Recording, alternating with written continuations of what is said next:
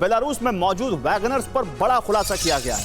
Belarus में 5000 Wagner लड़ाके मौजूद हैं।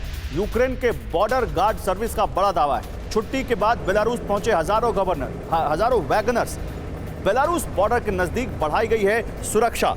तो देखिए, यूक्रेन के बॉर्डर गार्ड सर्विस ने यहां पर दावा किया है कि बेलारूस बॉर्डर के नजदीक सुरक्षा बढ़ा दी गई है, क्योंकि छुट्टी के बाद बेलारूस पहुंच गए हैं हजारों वैगनर्स और ये कुछ भी कर सकते हैं। बेलारूस में 5000 वैगनर लड़ाके मौजूद हैं और इन वैगनर्स पर ये यूक्रेन की बॉर्डर गार्ड सर्विस ने ये खुलासा किया है। देखिए, बेलारूस में वैगनर की फौज, आइए आपको इस बारे में और जानकारी देते हैं। अब तक 5000 वैगनर लड़ाके बेलारूस पहुंच चुके हैं। 5000, नंबर और बढ़ सकता है। वैगनर चीफ प्रिगोजिन ने लड़ाकों का वहां पर स्वागत किया। पोलैंड बॉर्डर के नजदीक वैगनर्स को ट्रेनिंग दी जा रही है। बेलारूस की सेना को खास ट्रेनिंग दे रहे हैं वैगनर्स।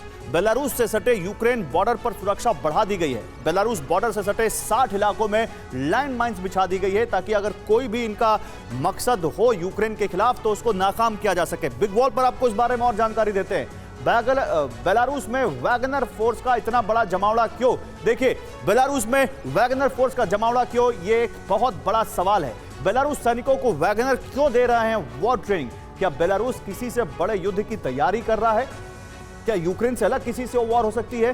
बेलारूस में रूसी वेपन और रूसी न्यूक्लियर वेपन्स और वैगनर्स की मौजूदगी के मायने क्या हैं? ये कुछ बड़े सवाल हैं। अम्बेसडर सज्जनहर, आप कैसे रीड करते हैं इस पूरी सिचुएशन को?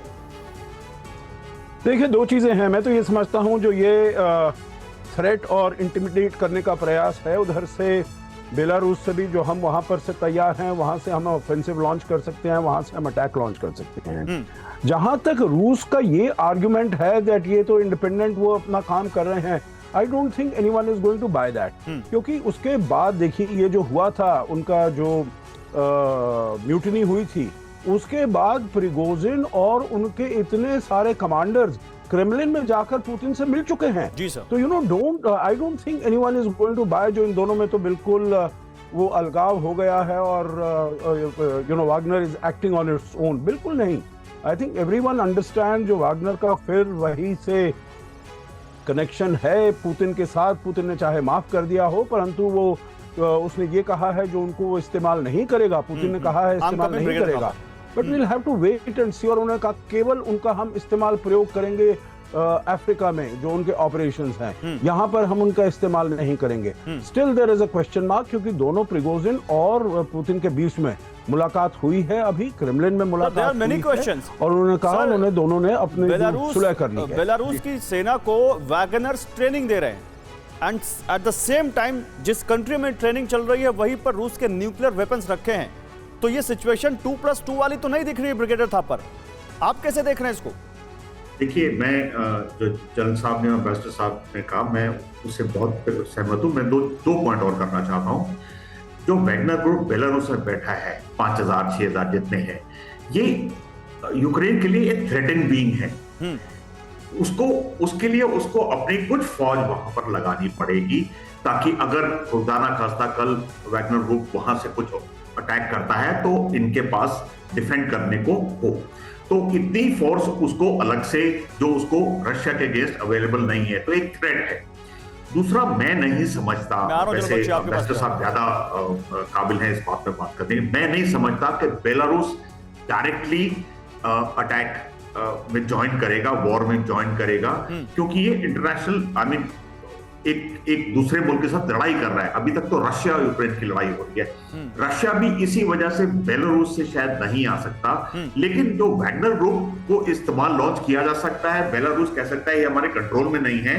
और तो उस मुद्दे को भी उस एंगल से भी देखा जाए, जो ये वैगनर ग्रुप वहां पर। मैं जल्दी से जनरल बख्शी से भी एक रिएक्शन लेना चाहता हूं, वो कुछ इसमें इंक्लूड करना चाहते हैं, फिर मैं आपके पास, आप लोगों के पास आ रहा हूं। ब्रिगेडियर थापर आता हूं आपके पास। जनरल बख्शी, जल्दी से सर, क्या ऐड करना चाहते हैं आप इसमें? हेलो सर, बोलिए। जनरल बख्शी बोलिए। हाँ, देखिए, मैं कहना चाहता हूं कि जब पिछले साल फरवरी में लड़ाई शुरू हुई थी, आपको याद होगा कि जो मेजर 4 कोर रशियन कोर के हमले थे वो बेलारूस से कई की तरफ लॉन्च किए गए। 4 कोर्स, राइट? तो ये कहना कि बेलारूस नहीं पढ़ सकता लड़ाई में बीच में, वो पढ़ चुका है पहले साहब। जो मेजर हमले थे वो बेलारूस के जरिए ही हुए थे, और वो भी 4-4 the biggest Russian concentration attacks came via Belarus, ठीक है। और अब की बार जो वैगनर है, मेरे पास जो सोर्सेज हैं वो कह रहे हैं 20,000 तक पहुंच गए हैं। 20,000 is a big number sir. एक डिवीजन स्ट्रेंथ है, ये कन्वेंशनल ऑपरेशंस में खास नहीं कर सकती सिवाय इनिशियल ब्रेक थ्रू करने के। मेरा अंदाज है कि ये क्लैंडस्टाइन ऑपरेशंस करेंगे, जैसे यूक्रेन की इंटेलिजेंस एजेंसी। चलिए मैं इस बार आपसे और आगे बात करूंगा सर कि वो ऑपरेशन कैसा हो सकता है।